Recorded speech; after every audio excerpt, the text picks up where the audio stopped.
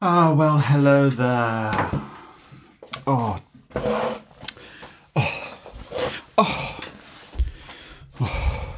You're quite alright. I'm a little bit stressed, but now I've been looking forward to settling down to do a podcast because I know how relaxing that can be. Not sure about that, but I don't really know what we're doing today that much. I haven't actually planned anything. No. Well, I know you never do, but I tend to have some sort of plan for where to steer the conversation if it doesn't just go on its own way. Let's just have a conversation. Okay. I was supposed to be asking Craig on at some point because he wants to take part, but our tyrannical leader. Well, he's not really a leader, but he fell off his bike the other day. Shall we?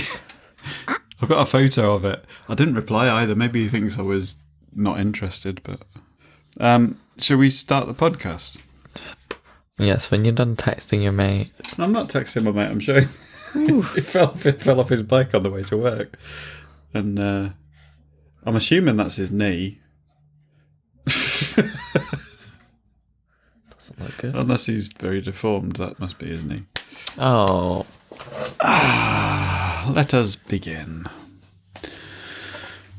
Come on, then. Shut up, you pillock. I won't have time to have a bit of a drinky and a sleep off afterwards. Weast. Had you wished?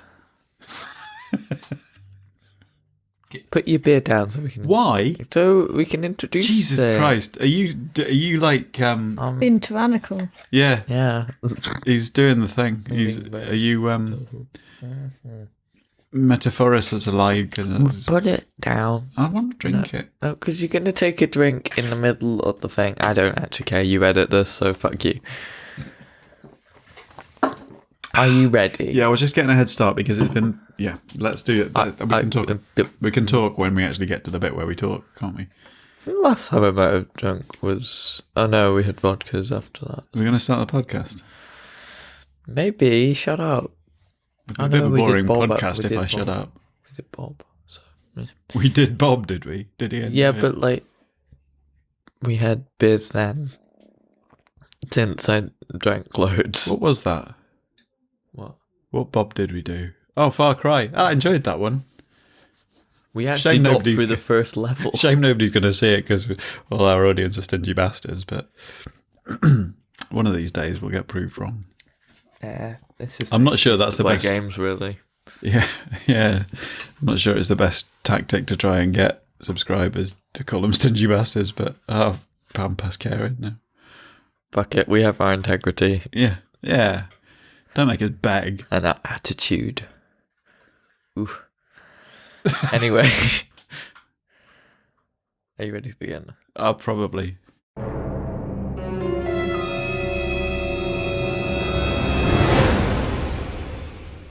Hello, Internet. I'm Fireball. And I am a dinosaur. Oh, dear. And I will always love you. What? What? She's my bodyguard.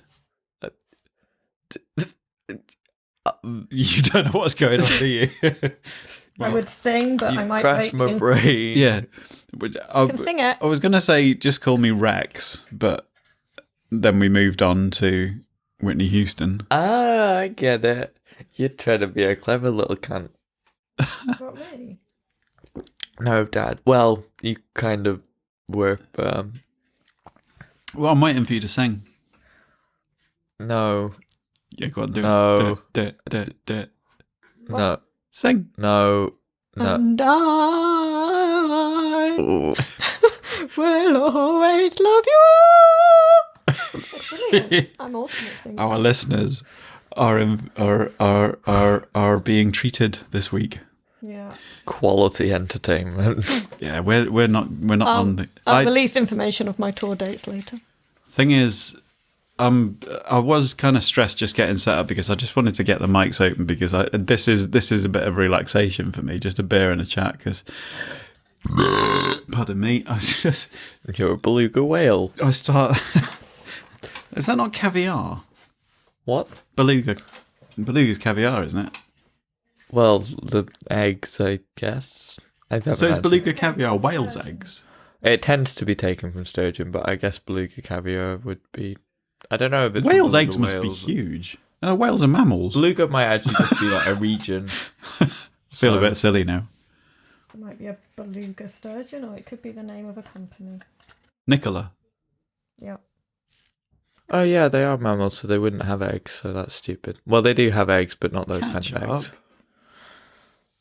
Right. I've been programming for Panto, which starts tomorrow, and I've only done half of it, but fuck it, I'll do the rest during rehearsal or something. I just realised as well it's 3 weeks till we go away for Christmas, and it's kind of... The next week's going to be Panto for me, and then we're immersed in Star Wars for the remaining time, aren't we? Yeah. Pretty much. From then on, we're doing the triple bill. The first triple bill, 1, 2, 3. Then the following Saturday, we're doing Solo and Rogue One. And the day after that, we're doing 4, 5, 6. And then we're doing the 7, 8, 9 on the evening of the 18th. And that's the midnight premiere. It is. And somewhere in the middle of that, there's something political happening. Oh, yeah. I kind of forgot about that. And in between it, I've got a Christmas party, a choir rehearsal, 2 choir concerts, dentists. I managed to get the car service, though, so we're actually going to make it down south. See, this is why... We could podcast from a hot tub on Christmas Day. I'd rather not. I think we should spare the world from seeing that unfurl. And also, we don't have to. We could audio podcast from a hot tub. I don't know. I think you'd be quite pissed and might drop a microphone. No, I'd just put my phone on the side. We could just do like a basic anchor one. Are we going to do an election thingy? What kind of election thingy? Are we going to do any sort of special to do with that, or... I don't know. I mean, my plans are to just kind of crash out on the sofa with the TV on and keep waking up to see how fucked we are. I might... Do you want to record that? Not really, because it'll be about... The whole thing will go on for hours, won't it? I guess. And you've got school the next day. Yeah, but... Education. Who cares about that? Certainly not the Tories. Well, education's devolved anyway. Oh, yeah. Mind you, one of my friends who's actually English but is very SNP and certainly very anti-Tory, was posting today a lot of apparently the SNP have had a big surge in the polls, which looks like they might quite possibly take an extra 13 seats, but it looks likely that Gordon and Moray won't be among them, according to the recent polls. So we might end up with Cockin Clark again. Yeah, right. There's a website called I think it's They Work For You. Yeah, he doesn't work for us. Yeah, They Work For You. Yeah. And it tells you about the voting record of every party, not every party, every politician, every MP in Westminster, so you know what they're actually doing, and it sort of broadly summarises it. So you know... Well, we know he's not... Beyond the spin, what they're actually doing. We know he's not representing the majority of his constituents. So here we go, Colin Clark. Generally voted against more EU integration, consistently voted for reducing central government funding of local government, and that's something else. Go to his full vote analysis. I want to rip the cunt apart. That's not a very nice thing to say, is it? Has never voted on equal gay rights, although I'm guessing that hasn't really come up. So that's something else. He voted against laws to promote equality and human rights. Fantastic. Don't have enough information on right to remain for EU nationals. Generally voted against UK membership of the EU. How can you vote against equality and human rights? Well, let's see what the actual bill was. It was absent on the Northern Ireland one for abortion, and absent on the marriage of same-sex couples in the Northern Ireland one. Oh, it's all the EU. Probably stuff, mainly abstaining, I think, rather than absent. And voted against largely retaining the EU Charter of Fundamental Rights as part of UK law following the UK's withdrawal from the European Union. What a nice guy. Let's see how they voted with the government. Remember, there's a lot of kind of older oil company kind of. Although I did see there's a fair amount of decommissioning planned. So voted against higher taxes on banks. Voted for raising the threshold at people start paying income tax. That's not so bad. No. Increasing the rate of VAT, was that though? What is the rate of VAT at the moment? Because I know it went up to 17.5. 20. It's 20 now, is it? Because it was 15 when I was a kid. 4% on audiobooks.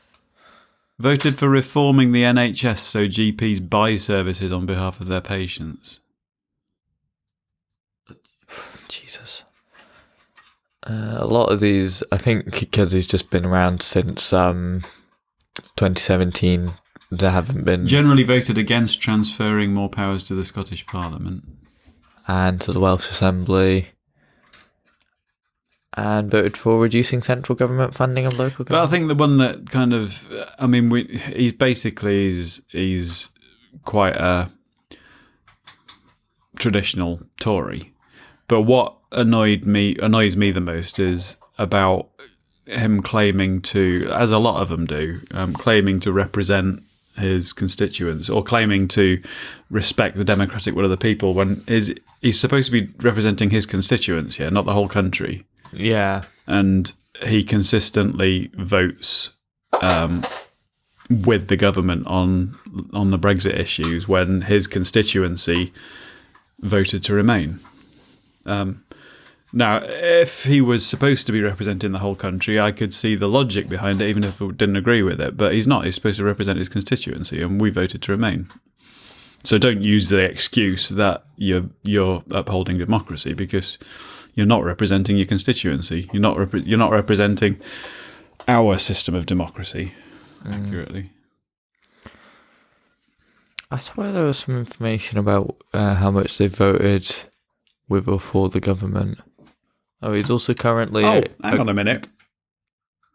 Apparently currently a government whip and Under-Secretary of State for Scotland. I haven't... Yeah, well, he is now Parliamentary Under-Secretary of State for Scotland, but that's because he only got that earlier this year because he's voted consistently with the government on every issue. So basically he's towing the party line. What was I going to say? Yes, we've missed something. There's a glaring omission from our introduction. What? This is a monumental episode. Is that? Yes. Oh, it's episode 50, isn't it? It is. 50 episode. Oh, Jesus, we're getting on now, aren't we? Well, it's older than me now. Mm-hmm. Well, that was an eventful announcement, wasn't it? Christ. You'll be I'm not. 50 in 2 years. What's wrong with that? Please don't turn conservative. I haven't. The older I get, the more left I get. I seem to be in reverse. I'm Benjamin Button. It's just, I think, like the average age that people go Tory is like 46 or something. So, I think the reason behind that is become the older I get, the more politically aware I become. Yeah. I guess it's just sort of worldview. I don't think it's necessarily an age thing when people become conservative or become more conservative. Statistically speaking, it is, but no, for individuals. Yeah, but I don't think it's the age that is the underlying factor that causes it. I think it's more to do with wealth. Because people do tend to accrue more capital wealth as they get older, in general. Obviously, there are exceptions. But it's like, fuck it, who cares?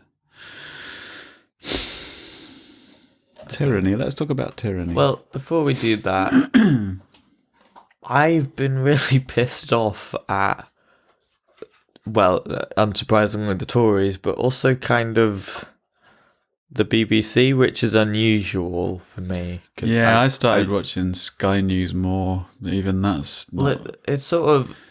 They've been reporting on his scone fucking preferences and him putting milk in tea first rather than any of the fuck-ups that have been... It comes to something. Numerous, It comes to something when you actually enjoy and respect an approach that Piers Morgan takes in an interview with a Tory. Yeah, you know that they're fucking up when you'd have to agree with Piers fucking Morgan.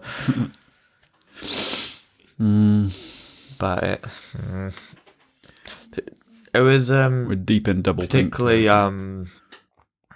this is particularly a worrying precedent to set.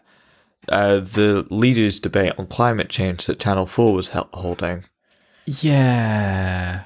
Everyone came except the leaders of the Tories and the Brexit Party. Now, the Tories did send Michael Gove and Boris Johnson's own dad. Why would he be? I don't know. Well, I mean, he spoke at the Extinction Rebellion rally. Yeah. Like, it seems like they have very different politics on the issue, so it doesn't really make any sense. I think it's just basically to say, oh, we did send someone and you didn't let us speak, so therefore you're the arseholes. Checkmate. Yeah. But no, it was the leaders' fucking debate, and however much Michael Gove wants to be leader, he isn't actually, so that's not going to fly, and who sends their fucking dad to do their job for them? I wonder. Rich arseholes. But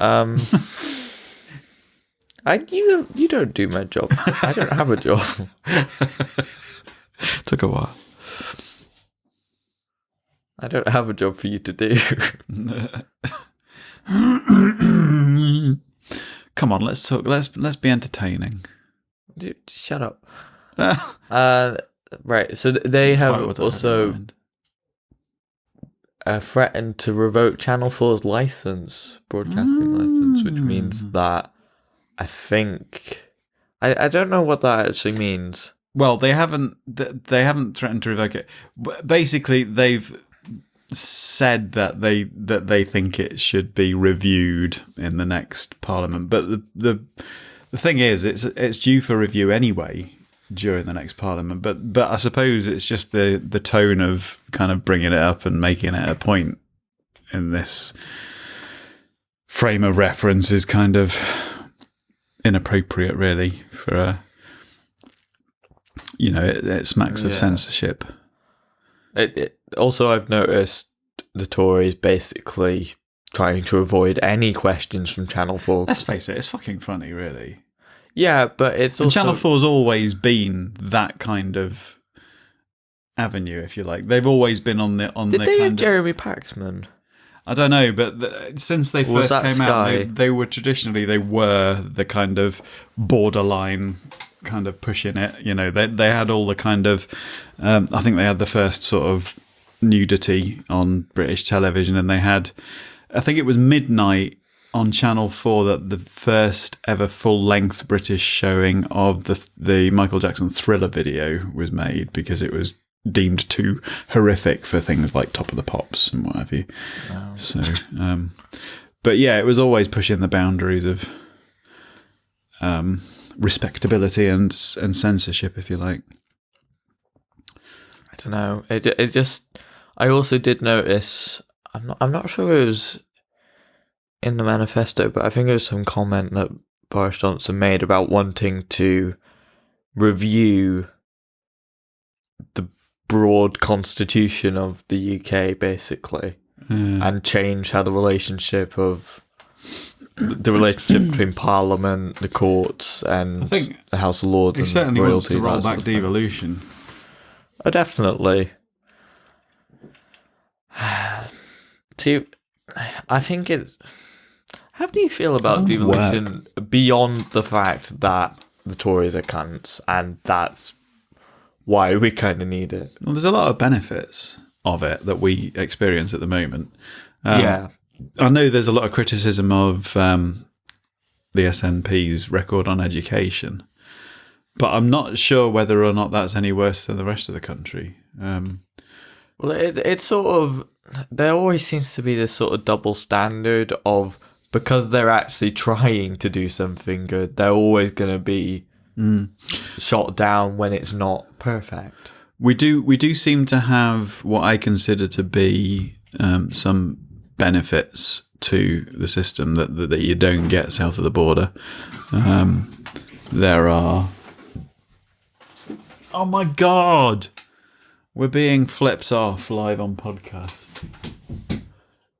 Come in and talk. Honestly, family. Anyway, what was I saying? Education and We get free prescriptions up here, yeah, which they don't get down think- south. Free tuition fees. I don't know. I think it was that. You can't hear a wave on a podcast. I know. No, you can hear that. That was Dolphin Girl. Do we get brownies? Brownies. You've got beer, you're not allowed brownies. What? The two aren't mutually exclusive. Mm-hmm. Yeah. You can't have two things beginning with the same letter. Can I have a chocolate brownie then? Was it you that fucked up the butter with the Marmite? What? There was something in the butter. Did you shit in the butter? No, it looked sort of blacky brown. I thought it might be Marmite. You racist. Okay. I think it was you. What? I wasn't in the butter. No, it was margarine, whatever. I wasn't in the margarine either. No, you spreading it with the same knife and leaving some there. Meow. Did you just fart? No, I just put the lid on my Yeah. Vaseline. Yeah, of course you did. You just put the lid on your Vaseline. Can you shut the door? Shut that door. Oh. What if we need the Vaseline? Vaseline. Taking it. So, what the fuck are we talking about? Oh my God. Just edit this whole bit out.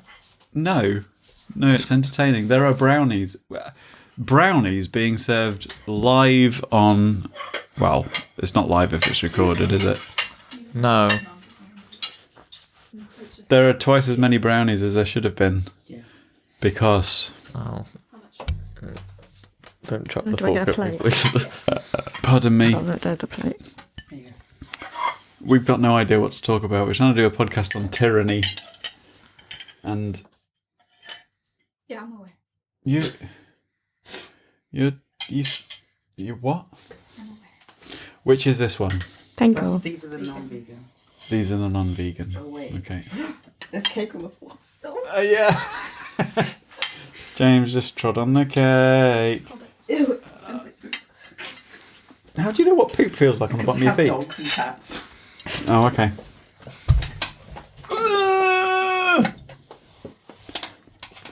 Bits of chocolate. Will you stop dropping chocolate on the floor? Dave, can you hold your plate more firm? Because I need to scrape this thing. Not A really. bit more. There's cake everywhere. Well, that's not actually true, is it? What? There isn't cake everywhere, because we wouldn't be able to breathe if there was. Shut up, you tart. That's not fair. I'm being nice and cleaning out. This isn't even my house. Why do you think we had you round? Oh, it's clean. Well, that took an unexpected turn, didn't it? Dear listener, would you like some chocolate brownie? Oh, ASMR chocolate brownie. No. Anxiety attack. So, No. what's next? From birth. Don't talk with your mouth full. Shut up. Still warm. Who's what? Still warm. What is? Brownie. Oh. I was going to make a comment about Jimmy Savile then, but perhaps. No, I think he's cold. He is, yeah. Oh, I saw a great meme on Facebook yesterday. A picture of him wearing a Vote Conservative t-shirt. Oh, Well, they're both fucking children. both who? Jimmy Savile and the Tories. No, my Sorry, I've got a bit of brownie stuck between my teeth. You know what normally happens with these podcasts is while we're recording them, I think they're a pile of shite. And I'm pleasantly surprised when I come to edit them that they're actually fairly entertaining. I'm not so sure that's going to be the case with this one. Okay, well, it's not going to be if you keep fucking talking about it, is it? Just go with it. Whatever. That's cool. We're cool. Everything's cool. That's my favourite flavour of Doritos. That would be good, wouldn't it? See, if the Lib Dems got in, there would be. I mean, there could be. Yeah, but let's face it, they never are they? I think SNP are for legalising that as well. Do you mind? What? I'm just picking the brownies out of my teeth. I mean, the brownie. Can we take a break whilst you sort yourself out? Have a Kit Kat. Other biscuits are available. Are you ready to continue the podcast? I'm trying to pad things out because I've got no idea how long we can talk about Tyranny for. Yeah, we can. We haven't even started. Can you just stop? Will you start the ball rolling? It'll be fine. We're still talking about the election. Why? Because it's important. Yeah, I know, but everybody's talking about that.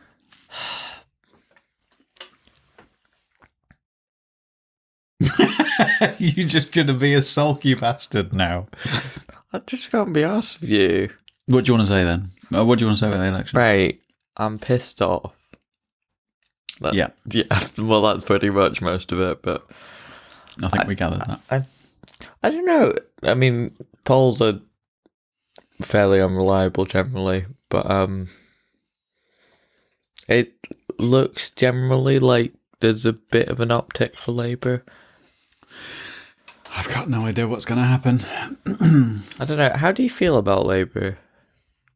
How do I feel about them? It hurts. The party. It's a fascinating thing to watch. Oh, Jesus. I'm sure it is. Can you answer the question? I'm thinking, can't you hear the cogs whirring? Mum went into Labour on royal ground. Well, We were in Balmoral. oh. Not with you. Oh. I think I was beating her at Monopoly with you, wasn't I? Was I? No, that was Niana. That was Niana as well. When did you go into Labour with Theo? About 12 o'clock on the day that I was induced. With Niana, I went into yeah. Labour on the Monday. And 'Cause she was eventually born on the Thursday, which is when you beat me at Monopoly. It's the only time I've ever beat her at Monopoly. It doesn't count. I feel like that's a bit of a cheaty win there. Yeah. See? How? Told you. Yeah, but you're just Well, playing for points now. So, the podcast, Tyranny. Are we finished on the election inside yet? of her. That's not fair. Are we finished with the election yet? But you haven't actually answered the fucking question. What was the question? How do you feel about Labour? How do I feel? What do you mean? How do I feel about them? I don't have an emotional attachment to them. Well, pardon me. What are my thoughts? Do you mean what's my opinion on Labour? Yeah. I I'm fine with them. I like the vast majority of their policies. What do you think about the concerns about anti-Semitism? I think they're blown up out of all proportion by people who want something. I think what I agree that it's an important issue that needs to be addressed, but the fact is that Jeremy Corbyn's apologised for it twice before, and people are sort of demanding and making this big thing out of it. But what I don't understand is how, because I've not actually experienced the anti-Semitism that's being talked about. It's obviously something that's happened behind closed doors. Well, people I think have it's complained about it, but Facebook groups and but what like I don't- online, that sort of stuff mainly. right.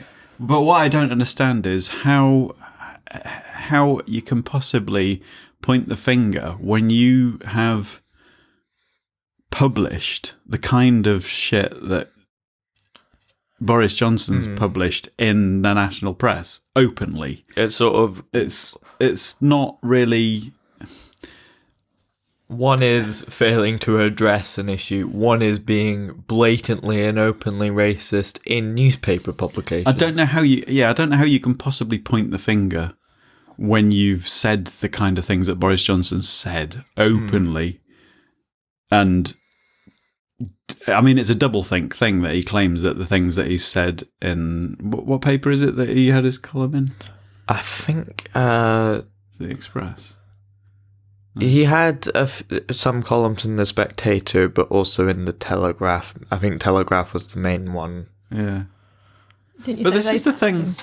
This is it's that kind of the thing that I don't understand. It's the same kind of doublethink that you get from certain sections of society where they say things and in the same breath say, "But I'm not racist."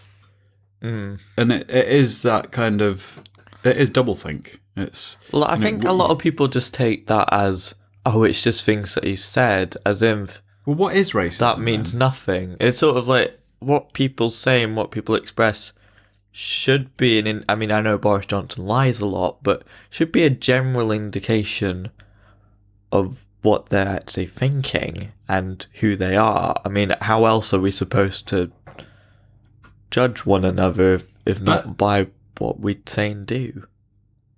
Yeah, I mean, racism is what you say about people, isn't it? I mean, obviously there are more severe forms of racism, like physical violence and what have you, but There are actually definitely racist a- policies in their manifesto as well. It's not just words.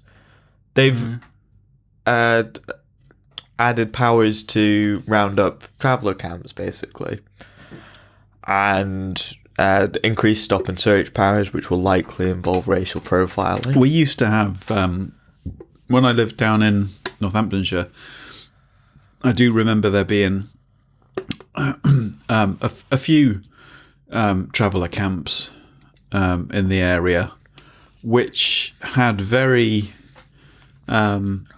very poor reputation locally, and I have no idea whether or not it was justified. Because I mean, some of them used to be regular passengers of the taxi firm. I'd take them in and out of town to the pubs and that, and back to their camp. And it's difficult. It's difficult to. You hear a lot of stuff about them, but it's like, well, I've never personally experienced any But I would say negative behaviour with any sort of group that you don't choose to be a part of, you cannot judge any one of those individuals based on the general ethos of the group. Or this is one of the instances where I feel that I maybe have become aware, or I may have been accused of being accidentally racist, using a word that is derogatory without actually realizing that it is derogatory. Is that are they what is a gypsy? I think it's an ethnicity of travellers. There's several ethnicities that would come under travellers. 'Cause there's Roma. Romanes, yeah. Yeah. Are they anything to do with Romania? Kind of. Yeah. Yeah, that's kind of what is sometimes called Bohemia, isn't it? I know a lot of the travellers around the area that I used to live in had, or I think they had, kind of Irish accents. But I don't know. That's just Lorien. What? That's just Lorien when she's drunk. But I don't know a huge amount about it. I just try and learn where I can. I'm not sure whether or not the term gypsy is seen as derogatory. I don't think so. I think it's one of those things where it's sort of... I think it would depend on how it's been used. I mean, I've heard people calling them jippos. But which that probably is derogatory. Yeah. But it's sort of... It depends on the tone that you're using there and the intent there. Yeah, I mean, it's difficult because obviously part of their traditional way of life, I mean, they're called travellers. They don't, I don't know what that means necessarily, but they had like encampments, if you like, that were kind of semi-permanent. But it's like saying Jew and Jew have very different connotations. Yeah. Well, again, that depends on the context as to what you're actually meaning, isn't it? Because that's not just a religion; it's a nationality as well, really, isn't it? It's people are complicated. I was reading a list of some of the Facebook comments that have been made and have been labelled as anti-Semitic, and it's a bit dubious. Some of them are just, but I think really just pro-Palestinian points of view, or anti-Israeli points of view, and I think a that lot are being of them picked on are quite tenuous things. Yeah. I'm not saying that they're all, that there isn't any anti-Semitism there. I'm just saying there definitely is. It's just sort of, I don't think Jeremy Corbyn this is what I meant. has any role in it. Yeah, and this is what I meant when I said I think it's been blown up out of all proportion, because it's a smokescreen.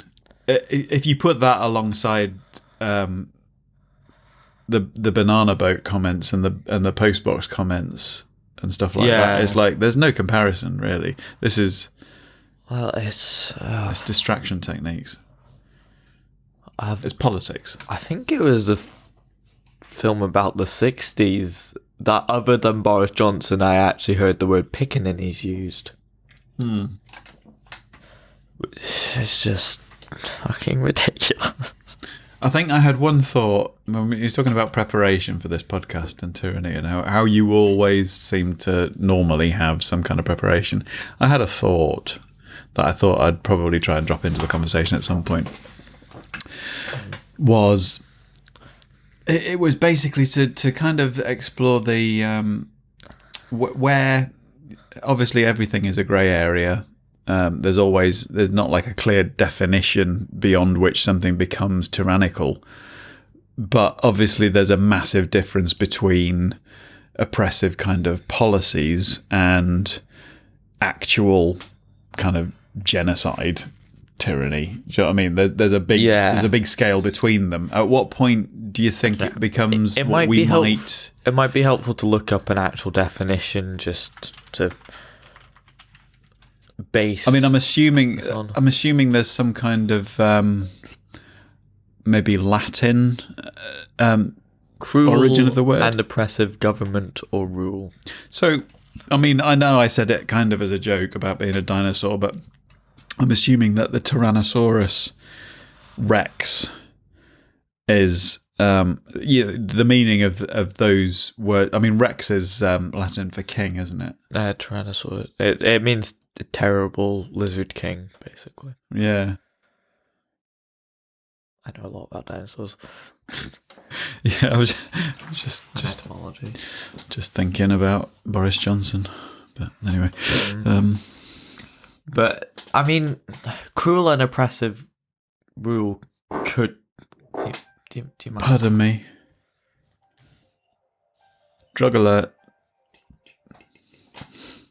could cover a very wide range. That's interesting. I mean, it's sort of up to interpretation, that I think. Have you heard of that game? Yes. There's a video game called Tyranny, apparently. Yeah. I think I've seen many a true nerd play it. All right, okay. It's on Steam. We should maybe review it sometime or something. I don't know.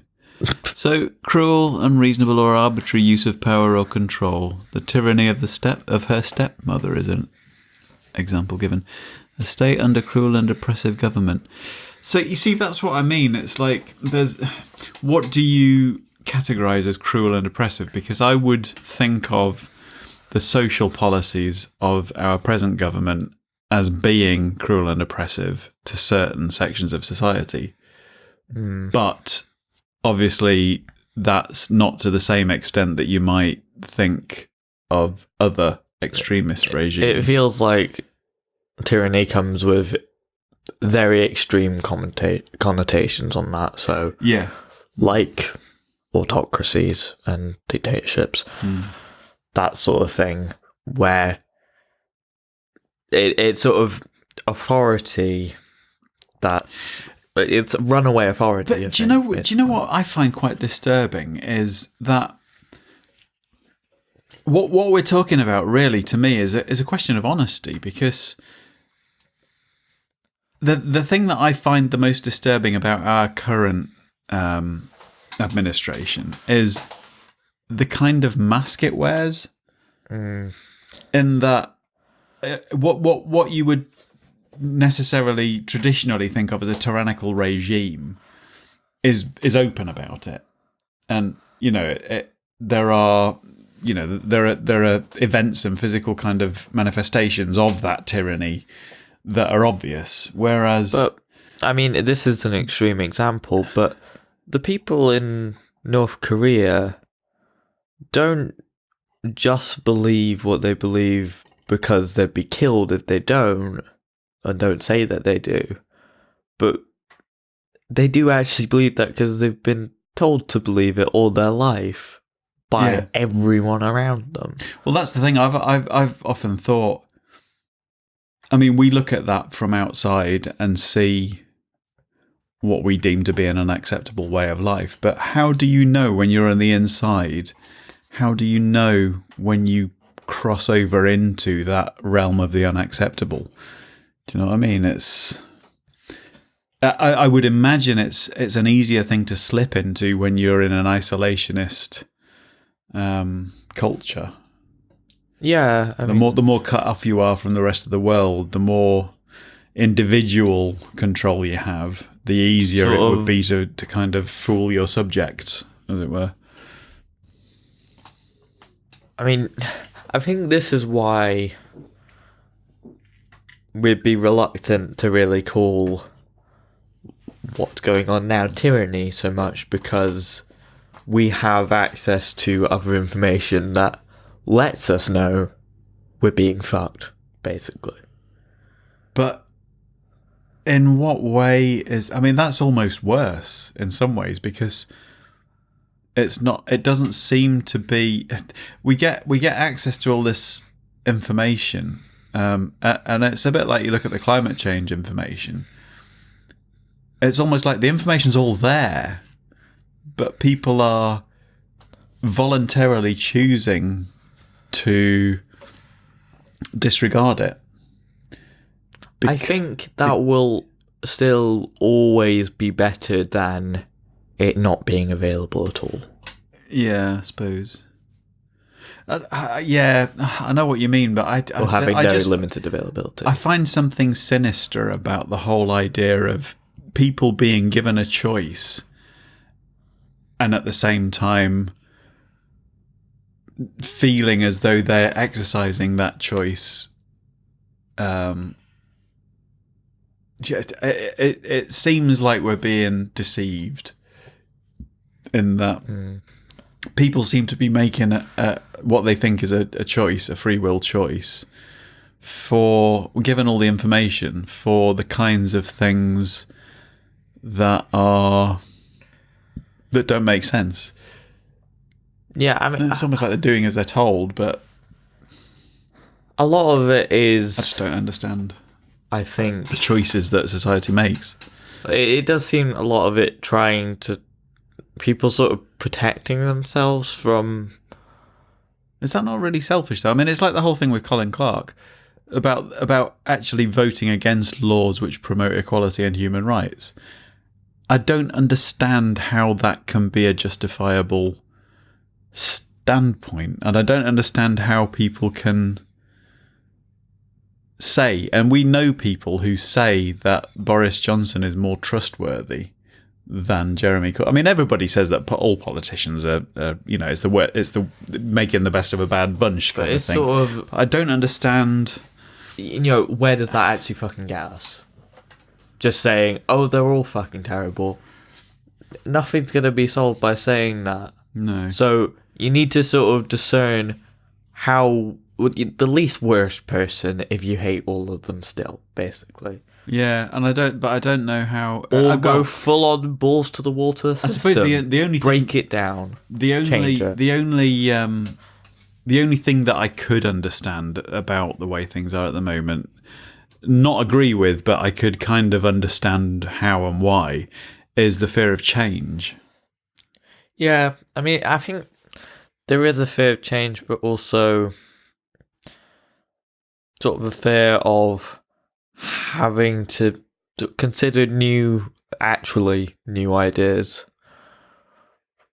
It's pretty radical, isn't it? The Labour manifesto Yeah, it is, but I compared think to what we've been used to. given the last 9 years, and Well- to be honest, actually the last probably 40 years, because Well, the new Labour government was hardly left wing. this is what I was going to say. It doesn't seem quite as radical to me as it might do to people who are maybe a bit younger than me. I mean, the older generation should really know better. But I mean, they maybe remember because a friend of mine who's my age was saying, "Oh, do you not?" I mean, even though they're definitely anti-Tory, they were also a bit worried about Jeremy Corbyn's policies because they say they remember the 70s when everybody was out on strike and there was rubbish piling up in the streets and stuff like this. And I've heard about that, but I was saying to them like, how do you remember what was going on in the 70s? It's like I was 9 at the end of the 70s.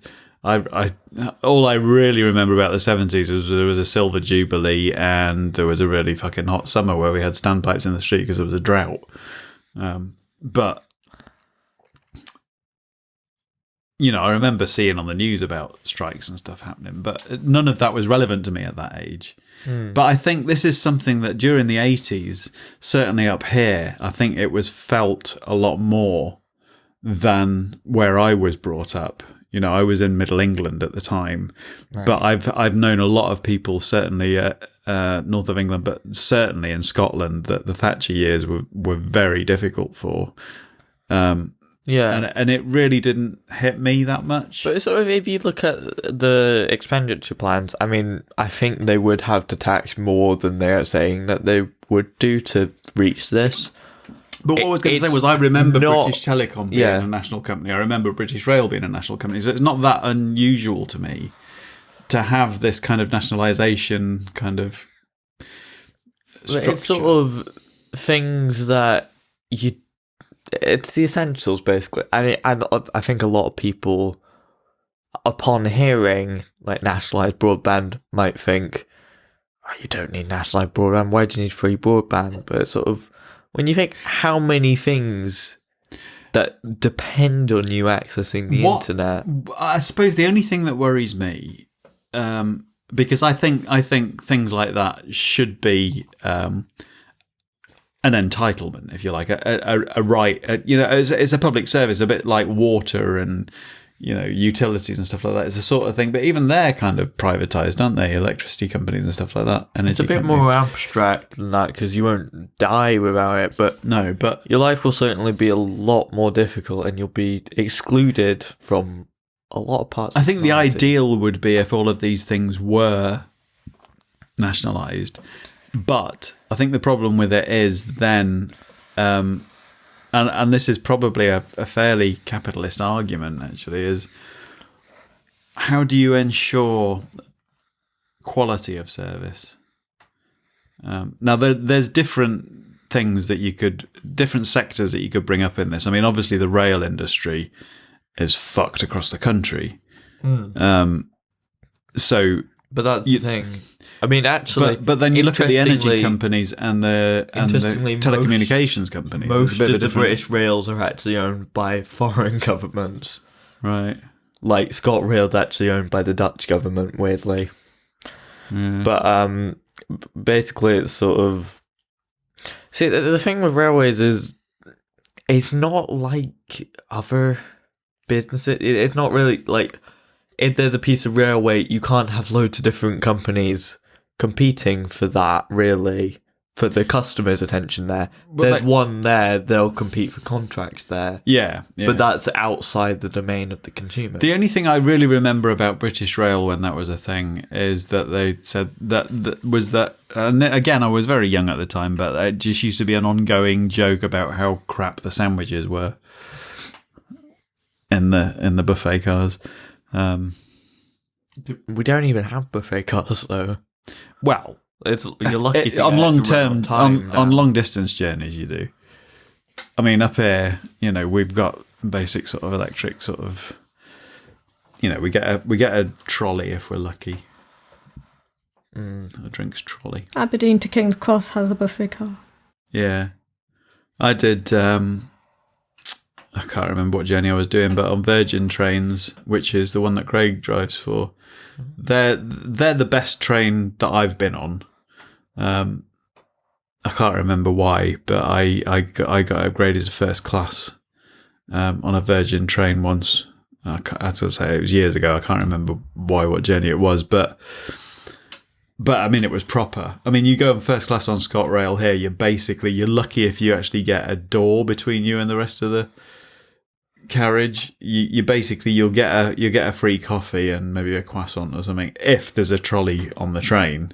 But half the time with some of their carriages, you're not.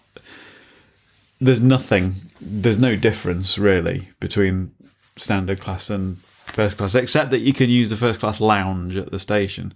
But on Virgin trains, basically it was waiter service, and you got like a 3-course meal on your journey. Which I don't know what the point of that was.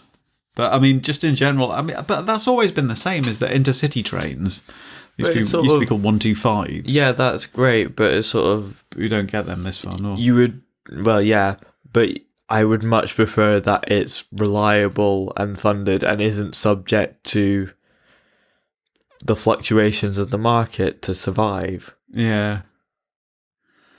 I don't really care if I'm getting a 3-course meal if I'm going. See, that'll be dependent on the to route, and because I fro. mean, it'd be no accident that those decent services are on the long distance, high paying business customer routes. Oh, definitely. From Aberdeen, if you're going south from Aberdeen, Because most of the people The that long buy distance those routes. are probably in the oil certainly the ones going industry. down to London and Yeah.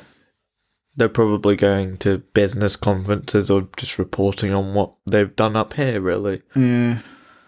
I find that's a difficult one, because for me, obviously, it's going to have a major impact on our area, is the whole oil industry thing. But obviously, I would rather that it was pretty much not completely wiped out, but certainly. I mean, I think there are probably some things which oil is still going to be a necessity for. Yeah, but it's sort of using it as little as possible Yeah. and reusing it where we can and recycling it, obviously. But that's going to have a massive impact on the economy in this area, which would have which is already having, If we run it dry, that's going to be a lot worse. yeah. So, I mean, we just have to make do with the resources that we have and try not to fuck up the place while we're at it. Do you think, I mean, we talk about political kind of tyranny, but do you think really that at the end of the day, ultimately, do you think governments are in charge anymore? in some senses, but quite often, at least in our system, it's millionaires working for billionaires. Well, this is the thing. Me and Mum watched this series a couple of years back called Continuum, which was like, it was a bit of a sort of a time travel kind of sci-fi thing, but it was back and forth from the future, where in the future kind of world, basically the global infrastructure was run by corporations. And you could kind of, I mean, I'm not sure we're that far away from that kind of scenario now. No. Even though it might not be in your face, and actually, Well, I mean, you don't have the sort of United Kingdom Incorporated or Limited or whatever, but essentially behind the scenes, is it not, for all practical purposes, is that not the case, that the people with the business acumen and the money and the levers to pull are the ones that really have the control? it depends really on. I mean, the wind can change. That's the thing with democracy, but sort of, as long as they fund the ones in charge, that's probably going to stay corrupt unless they have really, unless they don't really care about being in power. Well, I mean, it's got the potential to change. There's major new theories coming out in the world of economics that we have to change the way the global financial system works on a fundamental level. Because I mean, it seems logical though. Is it just the way that things have ended up happening and nobody's bothered to stop it yet? But you can't have infinite growth.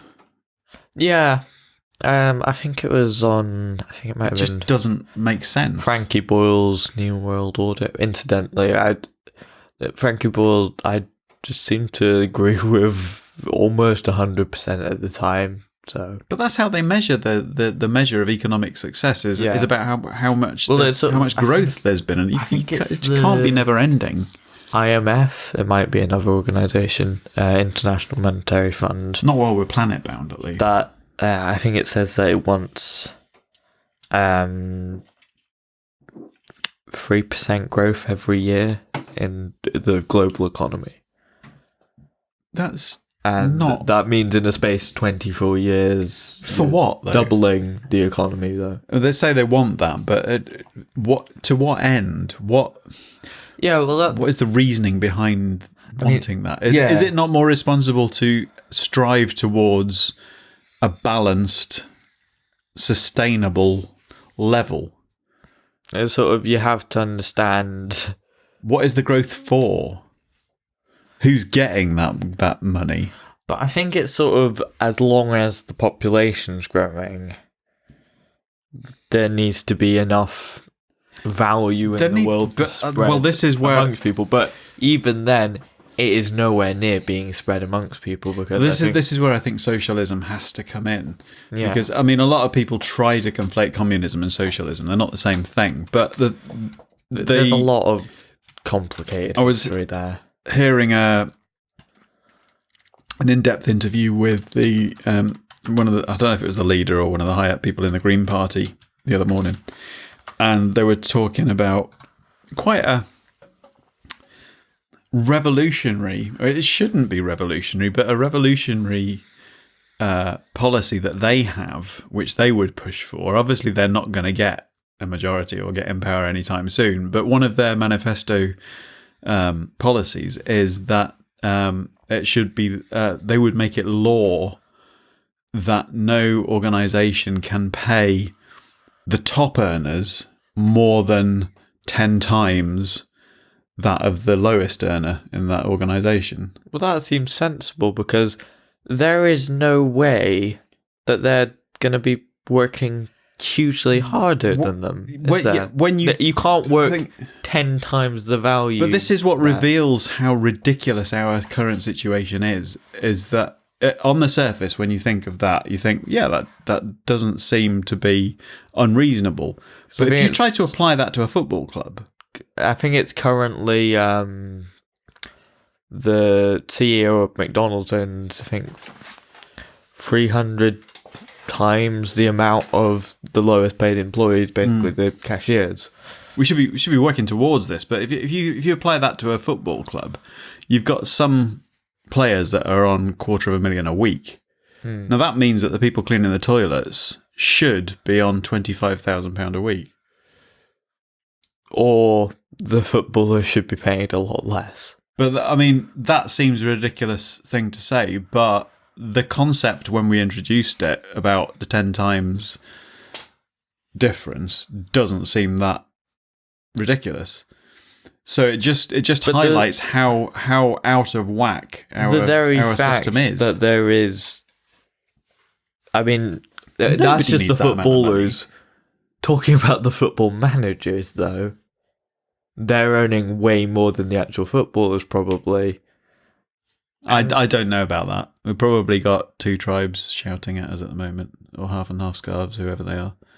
They're probably earning more than at least one of their footballers. Let's take Arsene Wenger. What did he do?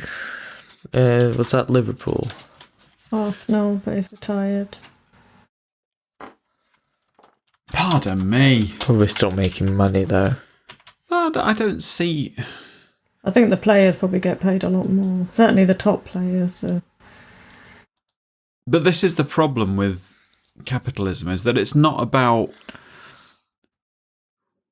8 million a year. But it's about how much money they can earn for the brand. Do you know what I mean? The only reason that footballers get paid that much is because they are worth that much to the company that they're promoting. Yeah, but They can earn that much in revenue. none of that's based on any sort of good there. No, I mean, I'm not trying to say that footballers aren't skilled. It's just, and any like managers But at it's banks sort of- and stuff like that. It's just out of. They're not more skilled than doctors or physicists. And surely, I mean, I'm not saying they should be doing it for nothing. Obviously, they should be paid well if they're doing something really well, but not that well. I mean, at the end of the day, surely you should be doing something for the love of doing it. I'm obviously not in music for the money. No, well, you can't really. And I think be. that's maybe a difficulty that happens is that, a lot of people that do end up making a lot of money at what they love doing find it very difficult to carry on loving what they do. But that's the thing with those really big, like, sort of famous occupations, like being a famous musician or being a footballer, is that for every success story, there's a million either failures or just kind of getting by people that are just doing sort of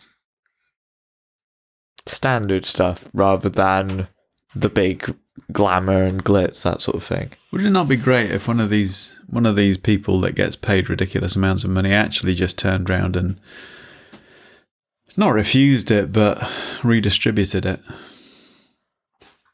Well, Okay, Rowling. Yeah. yeah. There are millionaires who, I think it's something along the lines of like a patriotic millionaires organisation. I think this is in America. This was on, I think it was on Ed Miliband's podcast, Reasons to be Cheerful. Give it a listen, it's actually quite good.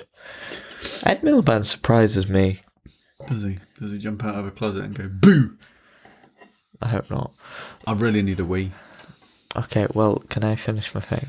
as long as it's quick, because I'll urinate on you otherwise. I'm not gonna, that's the wrong thing to say. Basically, millionaires who want to be taxed more because, well, actually, it's much more. They've had it explained to them that it's much more beneficial for them and their company if they live in a society where people are paid properly and where people are educated and fed. I don't actually know if this is true because I don't actually believe that there are people out there this stupid, but apparently there are.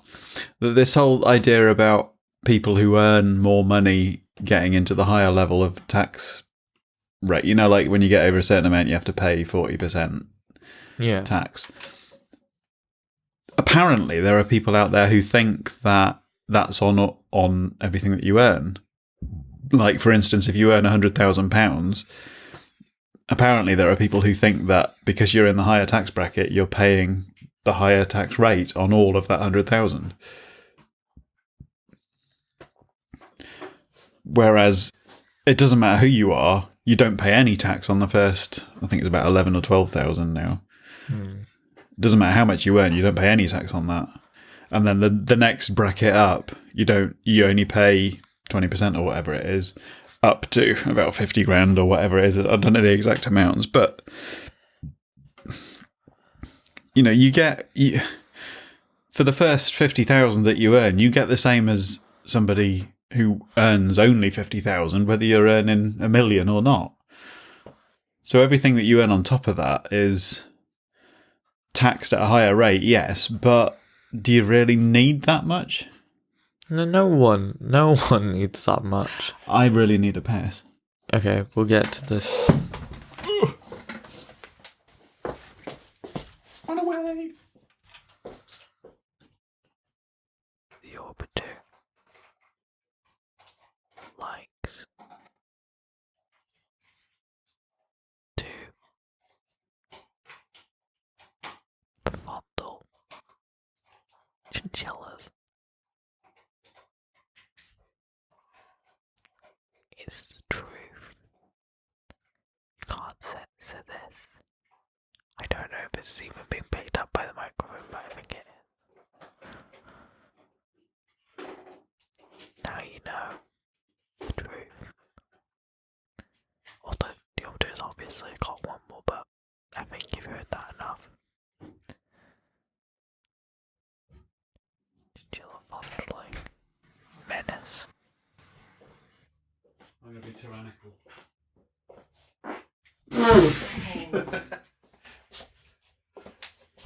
I've got you a beer. Did you spout shit about me? No. When have I ever done that? I've just volunteered you and me.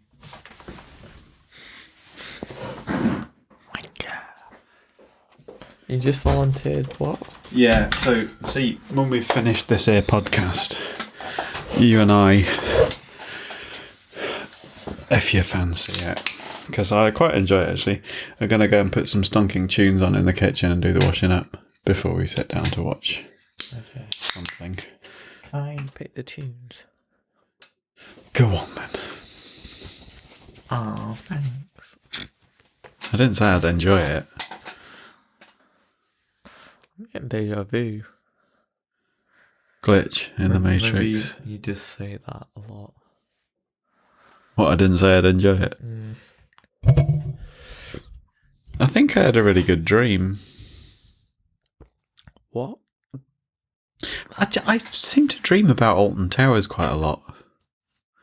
But it's not always how Alton Towers really is. Hang on. Am I your therapist now? I hope not. I hope not too. That would be quite the ball ache. Would be quite the ball ache. Anyway, capitalistic oppression. Do we have to? Well, that's the question. Kind of. Do you mind? No. Should I? Yeah. Well, I do. I'm finding it quite difficult to hold it together. I can tell.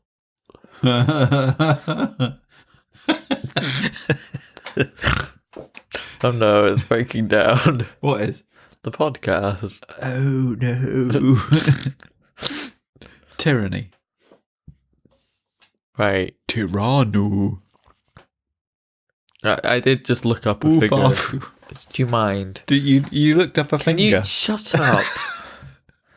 I looked up a figure. Did you? Yeah. Was it a nice one? No, just shut up. No, I actually really wasn't. Curvy figure. Shut the fuck up, you dildo. Twice you called me a dildo today. Yeah, well, it's because it's true. I'm your mum's dildo.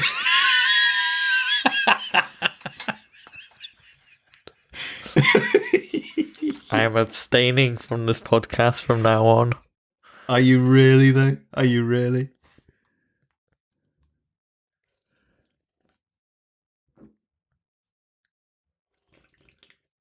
That's not the kind of sound effects you want to hear. Oh, dear. Where are we going? This is 50 episodes in.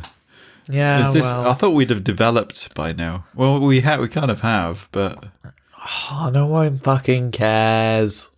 I suppose. It's just our thing that we do every now and then. Huh. Do you mind?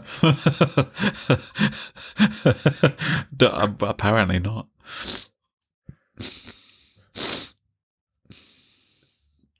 Are we having a conversation? I don't think so. What are we talking about?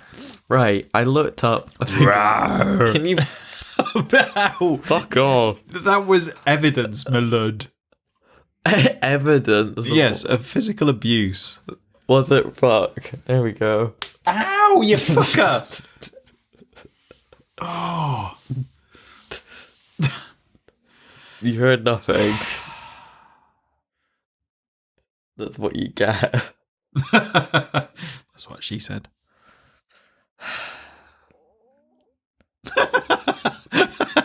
Your stomach just joined the conversation. I feel like, I don't know. No, I looked up. What's happening? Shut the fuck up. What's that? Stop just touching everything. Don't say things like that. Stop, child. Cease. I'm the child. You're childish. Said the median income. I enjoyed that brownie. The global median income was about $2,500 Per person. how long? Over a year? Yeah. Right. What does that include? See, that's the thing. When you're asked what your household income is, do you include benefits in that? Set income. So Yeah. I guess that would be included. Yes. Yeah. But that means that half of the world is living on less than Pretty much nothing. $2,500 a year. Yeah. And keeping in mind a significant amount of those are probably earning less than $500 a year. So I found quite depressing to yesterday when I take the car into for a service. It's like a couple of miles out of town in Aberdeen, and I tend to walk down and go to a film, and then by the time I walk back up again afterwards, it's usually just about ready. But I walked past I think 3 or 4 homeless people begging on the street, just in pretty much the length of Union Street. I think the very existence of homeless people should be an indication of our terrible system. See what not worries me. It's not worries the wrong word. It's a very understated word. But see, you see a homeless person. You're wrapped in a sleeping bag with a hat on and a cup, taking money. No one should be forced to live like that, no matter. But you only what choices they have. only see them in the day. Yeah, You know what? generally. I've walked past and then I've thought, fucking hell. I mean, that it'd be a long day to be sat Yeah. on the pavement just Especially for one in the day. winter. But then, I recently saw, I think it was but then, like, you think about in like Birmingham. 3, 4, 5 in the morning. Yeah, they basically stayed overnight outside to try and show Fucking nightmare. how horrific it is to be home. I mean, I think they do have shelters in quite a lot of places where, when the conditions are basically unsurvivable, I would you can never actually go there, but it's I would never not exactly grey, is it? I would never ever want to belittle or understate the problems that anyone who has mental health problems who is suicidal may have, but I find it quite, I don't know what I find it, but the fact that you can have people who are suicidal who live in relatively comfortable conditions, and yet there are people who are struggling and to survive, who are just doing their best just to stay alive in those conditions. I'm not passing judgment on anyone. I just find it a really interesting comparison to make, that you can feel suicidal in a relatively comfortable home, and yet you can fight to stay alive living on the streets in freezing conditions. I think, well, part of that is that when you are fighting for your life, you don't really have time to think about all the abstract stuff. And Right. It's literally survival. yeah, it's sort of getting from, well, there's one day to the next, but even 1 hour to the next. Yeah. And that's not because of anything that you're doing, it's just sort of surviving against the world. It's sort of, you have something to focus on, really. I mean, I think It's a real difficult one. I mean, I found myself thinking, and a lot of people probably do this, I feel ashamed to say this, but you do find yourself crossing to the other side of the street because you can't, I can't afford to give to everyone that I pass who's homeless. But then at the same time, I am ashamed. I feel ashamed because I can obviously afford it a lot more than they can. It's a horrible society to find yourself in. and then all the while knowing that there is definitely someone that can afford it way more than you and can afford to give way more to everyone. That, I mean, I'm in the city. I'm feeling ashamed of myself for giving them a wide berth because I can't afford to give to everyone because I've got debts, serious debts to keep up, and I do try to do what I can when I can. But then I know I'm coming home and I've got a comfortable duvet at night and I've got a fridge with some food in it. But be aware that your money isn't everything there. A lot of those people are desperate just for someone to talk to, because I had a conversation on my Better Call Paul podcast. Don't know if you've heard that one. It was... I can't remember which episode it was, but it was the week at the end of last sort of academic year where I'd been out for the end of year meal with my choir, and I just stayed out all night getting totally twatted. Anyway. as you do. Yeah. But I found myself, it must have been about 2:30, 3 o'clock in the morning, interviewing a homeless person on my phone outside a shop, and it was a tragic. It was just, I mean, listening back to it now, it's quite. But I think a lot of people just try and cast that out of their mind. They try and dehumanize them, say, "Oh, they're addicts," as if that's actually. If that actually changes anything. Well, that pisses me off. Yeah, Because that addiction is a disease. It's not. It's it's like you wouldn't say, you wouldn't like judge somebody for being a cripple or No, a spastic or but it's or sort of, autistic. You know, you wouldn't. well, a lot of people would, I suppose but they're fucking arseholes. They're lucky. They're lucky bastards. And they're they don't not- know what they've got. Is what they are. they might have made mistakes, and well, to be honest, I think a lot of these cases they don't really. A lot of our system is based on chance and luck, and they might have just took a risk that didn't work out. But I've been really lucky that I've got family that Yeah, I can rely on, because there are many situations that I've been in my life where I could easily have ended up in the same situation if it wasn't for the fact that I had loving relatives that looked out for me but it's and a sort of- support system around me. Yeah. Those people aren't there on any moral failing, though.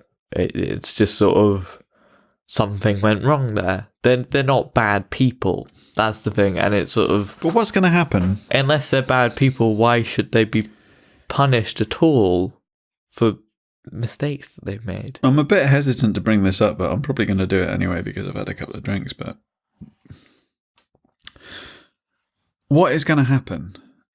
We're at I'm cautiously optimistic at the moment because, as you know, the DWP, the PIP assessment situation that we've had over the last 3 years with Suzanne's disabilities, Star Stuff's, your mum's disabilities. We're now on the third application and we're going for the tribunal again. But this time we did take an audio recording of the interview, so we have detailed evidence of the lies that have been told by the Department of Work and Pensions regarding the content of that interview. Yeah, I mean, when we do criticise the Tories, we have personal experience of their departments that have largely been shaped by their policy. So this isn't just based on what we've heard No, I mean, or what we feel. The fact that I'm going We've further and experienced further us. left as I get older is based on experience. It's not just I'm not just jumping on a bandwagon. It's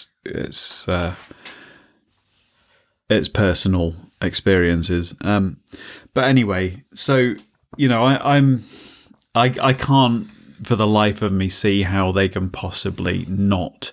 I mean, we're only 2 points away from qualifying anyway.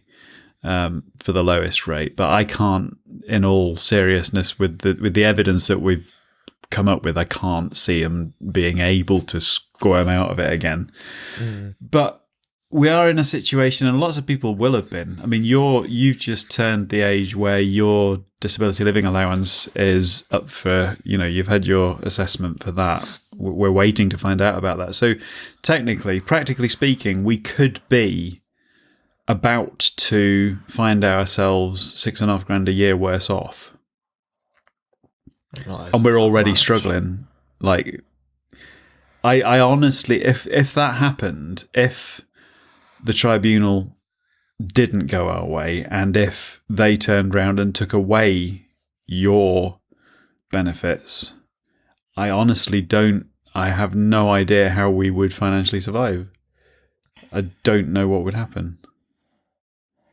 So over the next month to 6 weeks, hopefully. Well, I don't know, because I don't know how long it's going to be until the tribunal comes round. But, you know, I mean, as things stand at the moment, in a week and a half, we lose $6,500 a year. But honestly, our And we're already financial situation does quite heavily depend on what happens in this election. Yeah. Because if the Tories get ousted, and it doesn't seem that likely, but they're having a fucking terrible campaign like they normally do, but that doesn't seem to ever stop them. And I think Labour, or Jeremy Corbyn, is quite good on the campaign trail and quite savvy with social media, and knows how to, well, his PR team at least knows how to speak we to don't young matter, people. though. To them, no. Well, This is, I mean, relating back to the subject of tyranny, I can honestly say, based on what we've just said, yes, I'm optimistic. I have to be. But if our podcast and our channel disappears in the next couple of months,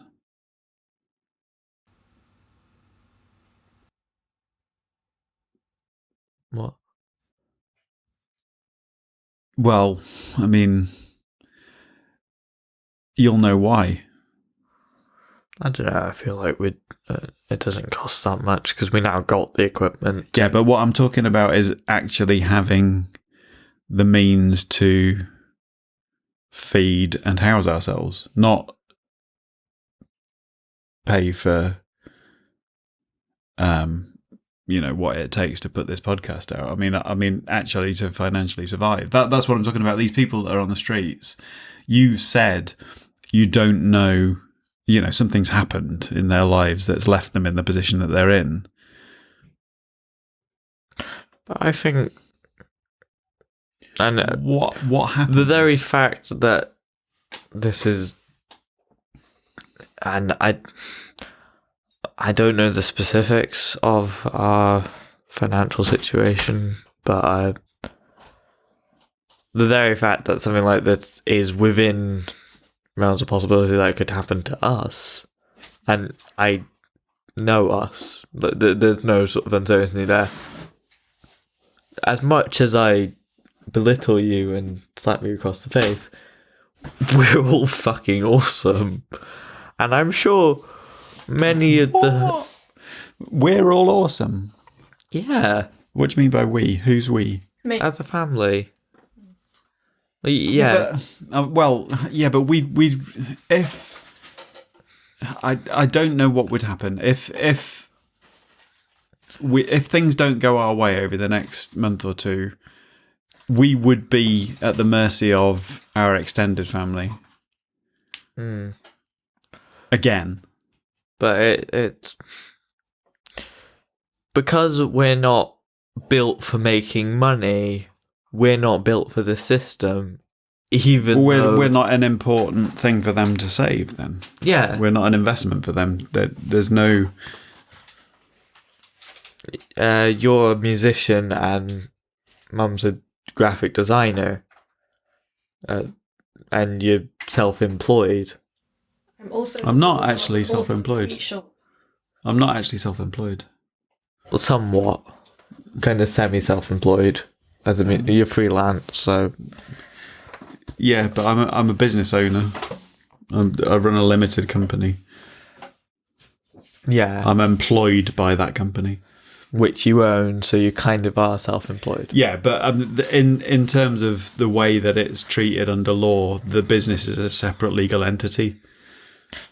Okay, well, for legal purposes, It's not me. You're not self-employed, but you are essentially... I'm my own boss. Yeah. Yeah. You don't work yeah. for any big company that can keep you safe, really, because they see you as valuable. Any big company would only do that, yeah, if they saw you as valuable. If you were an asset. Yeah. But that's the There's thing. a guy. And it's sort of, whilst we could talk about in this podcast about the tyranny of dictatorships and... They're too obvious. Yeah, it sort of feels... There's financial tyranny. There's social tyranny. Yeah, there's a lot of sort of invisible authority there. There's people from Grenfell that still don't have a permanent place of residence. After more than 2 years. I mean, what the fuck are we And doing as a country? The And you've got... leader of the House of Commons Yeah. said that the reason that many of their friends and relatives died was because they had no common sense and listened to the fire department. Have you noticed, though? That they undercut. I think he went a bit far there, because if you noticed, nobody's seen hide nor hair of him for the last fortnight. No, I've only seen one video, and that was because a member of the public, actually started filming it. He just sort of like, oh, well, I've got to go now, so bye, lovely talking to you. Whoop. Yeah, so basically somewhere along the line, somebody who's involved in the campaign has said, just keep him out of the fucking way. To be honest, I reckon that's what's happened to Boris Johnson. Yeah.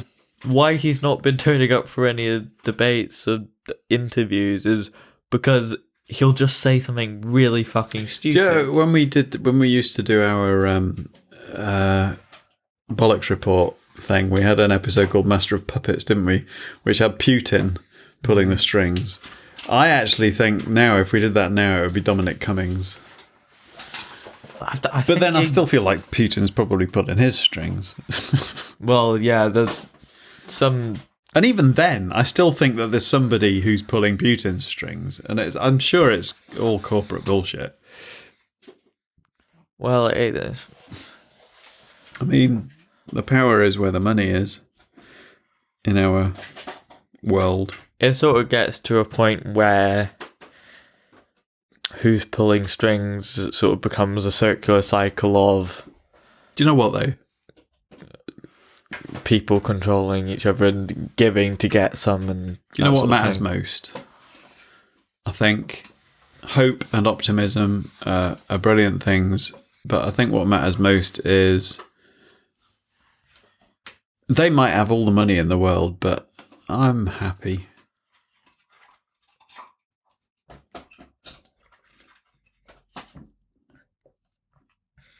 That went quiet. I reckon they are too, but it's sort of... Do you? Are they really? Yeah, but they have different standards for... They have far less dignity than we do, which is a bizarre thing to say because I don't value myself a lot and would say that my dignity is basically nothing, but it won't stoop below what the Tories do. It's really about empathy and caring about people, isn't it? Yeah, and that's. See, I mean, but that's not going to many times we talk about the meanings of words, and I can't. That doesn't put a roof over your head.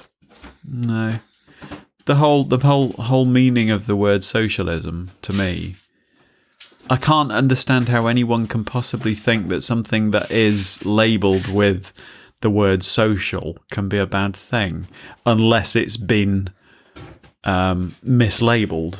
Unless it's been distorted from what the word actually means. Because that's the thing. I mean, I do loads of weird sort of kind of research things, but for nerdy reasons. I sort of researching other countries' political systems, and it's interesting how much of a disconnect there is actually between some of the countries' party names and their actual politics. Yeah. Because a lot of the times it is based in their history, but for example, what's it called? Let's look it up. Current president of Brazil, Jair Bolsonaro, and all around dickhead. I'm not sure whether or not. See. Yeah, he's a member of the Social Liberal Party, even though he is a fierce nationalist and conservative. But this is the thing, with it being all about language, as we often say. See, for me, I don't know how far back it goes. It's interesting that the third thing listed is height. What? It's interesting that the third thing listed in the little summary of his Wikipedia page here is his height. I just found that amusing. Obviously now we tend to think of the whole concept of empiricism and empires as being a kind of an evil concept, don't we? A kind of a ruling kind of... Depends who you ask. Yeah, I suppose. But a lot of our... Obviously, historically, the British Empire, it's easier to look back on that and see that as less benign than it maybe was seen at the time, simply because of the label of empire. The whole idea of imperialism is looked on more negatively now than it used to be. But we have that around a sort of more oh yeah, we maybe shouldn't have done that, rather than to the same degree as we look at the Nazis. What I was trying to say, I don't. The atrocities at some levels may have been equivalent. I don't want to. I don't feel like I am bringing things down at all to an inappropriate level, but because art is a big thing, a big shaper of everything. But I'd never, and maybe it's my age, but I'd never really thought of the concept of empiricism and an empire as being a negative term until Star Wars came along. That was in 1976? 77. 77. And the whole idea of the Empire being the bad guys. Yeah. But I don't know. Do you know when that sort of clicked for you that was also a political statement in itself? I mean, I think a lot of people have this camera. Bye camera. Sort of view that old movies aren't that political and they're just having fun. Well, I think it gradually happened through the 80s and the 90s for me, in that the just whole so that people weren't aware of that. See, I kind of remember how things felt back in the 70s, and obviously it was from the perspective of somebody who was born in 1971, so I was very young. But nothing seemed wrong with the heroism of war films and the whole idea of the British Empire as being something to be proud of, and, you know, the fact that the sun never set on the British Empire as being something good, you know, that we were the goodies, we were the good guys. But then things like, again, I know it's belittling, but the idea of Star Wars and the Empire actually being the baddies, and then you start getting realism coming in, like stuff like, I don't know when it came out, but stuff like Saving Private Ryan and Platoon. I don't know if you've seen Platoon, the film about the Vietnam War. That's really... No, but I'm aware of a lot of the political movements around then. And I think, I mean, maybe it's something that took a while to seep through, because I know now, looking back historically on accounts of the era and the whole kind of peace movement and that through the 60s and into the 70s, you know, all of that stuff was going on, but it became a lot more mainstream, and it's become a lot more accepted that being a ruling colonial power is not necessarily a good thing, which, you know, when I was born, it was, you know, that was, we were the good guys. If we were in occupation, well, it's sort of, oh look, we're winning, but it's sort of like, oh wait, we aren't. Our country is, but are we really? I mean, the benefits. But there was this whole thing about when we were in India, that, you know, we were there helping them. Yeah, but do you know what I mean? We were making their country a better place. That was the kind of, I mean, I know mentality. I know a lot of that was. I mean, that was before I was born. Yeah, all of that was before you were born. I mean, instability continued, but sort of, I don't see how anybody who's actually looked at the situation could continue with that line of reason and think, hang on, why do we think we can run it better than they can? And I know it seems a frivolous, trivial thing to bring up, but just that idea, when you suddenly realise, hang on, yeah, it's a work of fiction, but Star Wars, the baddies are called the Empire, and they are a regime that has this Darth Vader figure who rules by fear. Mm. And you think, hang on a minute, we were an empire. Well, it makes you question things. I know they're just words and labels, and just because it's the same name doesn't mean that we were evil. I'm wondering... It does make you think. I mean, I don't think it's all of the reason, but I'm wondering if it's part of the reason that some of the backlash against the new Star Wars films has come up, because it's sort of presenting that idea of empire, but in a modern world, where a lot more information is available about that, and The ideas about it are a lot more nuanced. The world is a lot more politically mature now, I think, in general, than it was when I was a kid. And when Star Wars came out, the whole idea of the rebellion, there was a definite good guys and bad guys. Yeah. With the original trilogy. But that blurred since then. The lines have blurred a lot. And I think it became obvious that when people started saying, well, hang on a minute, the Rebel Alliance, in today's terms, would be terrorists. Yeah. And you kind of you apply that to our society now. Yeah. And you find yourself thinking, well, you look at the news and you see people in the Middle East celebrating when the Twin Towers come down.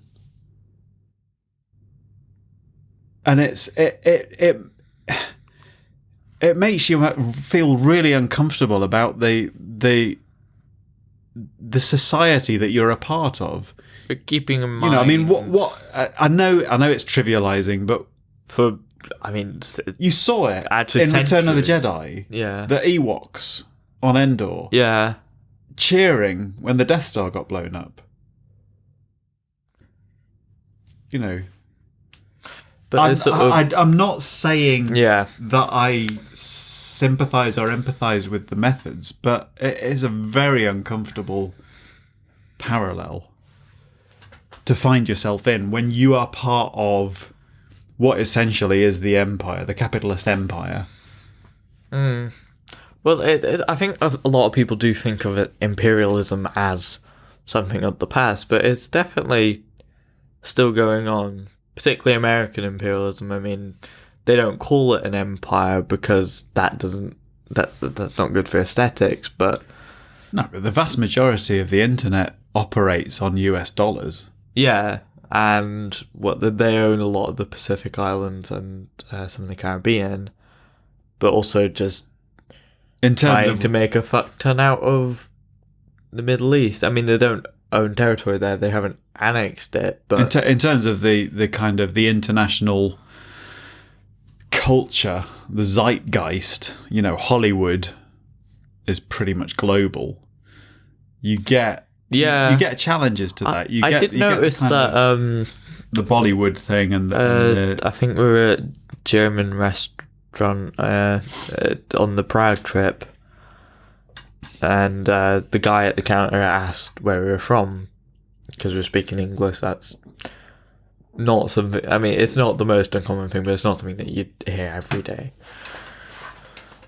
And he thought they were American at first, which I found interesting because it's sort of that sort of thing. It's a lot more wide-reaching, even though Britain's closer geographically. America, because of its cultural outreach, cultural span, really, affects a lot more people, and a lot more people have a view of the English-speaking world based on American TV. Well, but I mean, I was thinking that, when you look at how much content we consume that is American, that's one thing. But also, do you think there's anything in that tendency that there is in American pop culture for the bad guys to be British? Yeah. I mean, there probably is some reason for that. Well, yeah, there's historical truth in that, definitely. But also, British accents are just sexy. So you think it's sexy being the bad guy? Kind of. Well, it depends, but it's sort of, you're dangerous. There's definitely a bit of, You've been a bad boy. I'm in danger of stamping on feminism, but there is that kind of thing about the bad boy being more attractive. Do you know what I mean? The dangerous kind of character being more attractive than the reliable, dependable good guy. It's just sort of more interesting, isn't it? Why is that, though? People are weird. People like to you think that's why I like growing my hair? To be more interesting. Probably half because you just can't be asked. I feel like we're disintegrating. But I feel like a lot of people feel like shit, so they're sort of like, oh, well, let's just go with someone that doesn't actually give a shit. I want to finish the podcast. Fair enough, okay. But do you know what I want to finish it off with? What? Do you remember a song? I'm in danger of a copyright strike. Are you? I'm not going to sing it, actually, because I don't want it to be identified. But if I said to you... I don't think it'll be identifiable by your singing wherever it is. If I said to you, what's that coming over the hill? See, I think, is it a hex bug? Is it what? A hex bug, because I just heard that advert so many times. What advert? On the hex bug adverts. What's a hex bug? You get a little sort of robot. Well, it is basically like a little bot, and it looks sort of like a bug and just sort of skittles along. Oh. And you can put it in like tubes and stuff and mazes, but Did it's you on know- like kids' TV all the time, and Did that's you know- just all I think now. Did you know that as of today, apparently, if you fly a drone without a license, you're breaking the law now? Yeah. Apparently, you have to have registered any drone that you fly now. Interesting. I'm going to need another piss. Okay, well we'll We should probably finish, just shouldn't we? we're getting about time to wrap up now anyway. Yeah, it seems I've got to get up. Do you have any? Fanto shit? And it's my niece's birthday tomorrow. And I can't go to the party. I feel like such a shit granddad. Oh no. She hates me anyway. I don't think she does. No. I don't think she does, but... She's just an angry hyper child most of the time. I'm Grandad Pop, aren't I? Yep. Anyway, do you have any words or thoughts to Thingy Rob? Yeah, fuck the tyrannical regime. It's quite interesting that we ended up talking tyrants. about capitalism for most of this, but that's quite fitting. Tyrants. Just Tyrants, quickly, fuck off. I'm not entirely sure how I feel about it, but there's this sort of, I guess, ideological supremacy. It's sort of feeling superior to other cultures because, oh, we have all these ideas about, Because we're more technologically advanced? Well, not really, no. It's sort of more socially advanced, I think we feel. More politically civilized? I don't know. That doesn't necessarily mean a good but thing, it's because sort of- civilization is not necessarily a good thing, Well, depending on what route it's taken. I think it's a lot to do with how much of a role religion plays in other countries' politics. Oh, but it's fucking sort of hell. like, how can you really judge that from our perspective when our fucking head of state is the head of the Church of England? And don't even get me started on America's relationship. I feel like with we're opening a religion. whole can of worms that my bladder won't cope with. Okay. But Well, yeah, you're right. Just something to You're think right. about and sort of... You're right. A monarch. A monarch comes from the word one, doesn't it? Yeah. Monarch. It's basically a single ruler. Look closer to home before you... We might not think we live under a tyrannical regime, but that's what they want us to think. Sort your own shit out before you try and tell other people how to live their lives. There's irony for you. Yeah. Night night. I'm gonna piss myself. I'm Viral, I'll be the orbiter. and the Orbiter needs a piss, so we will go now because our schedule is beholden My to his bladder's bladder. 50 episodes old.